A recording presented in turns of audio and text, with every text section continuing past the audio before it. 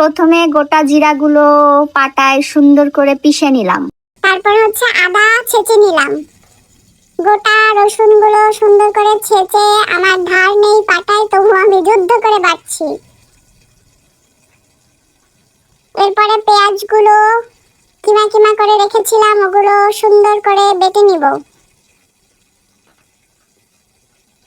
এরপরে গোলমরিচগুলো বেটে নিব। গোলমরিচের সাথে দিয়ে দিলাম, আমার মনে ছিল না, সুন্দর দেখে দুটো সবুজ সবুজ ঝাল।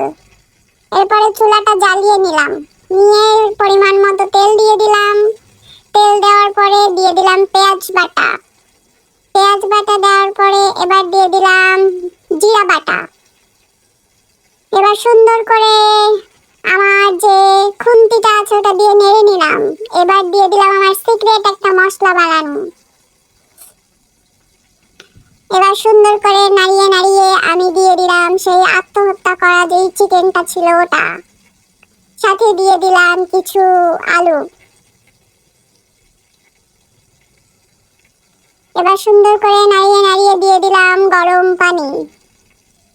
গরম পানি দেওয়ার পরে এবার আমি সুন্দর করে ঢাকনা দিয়ে ঢেকে দেবো যতক্ষণ এটা ভালোভাবে ইন্তেকাল না করছে। আমার রান্নাটা কেমন হয়েছে সবাই একটু কমেন্ট বক্সে জানিয়ে যাবেন। আল্লাহ হাফেজ।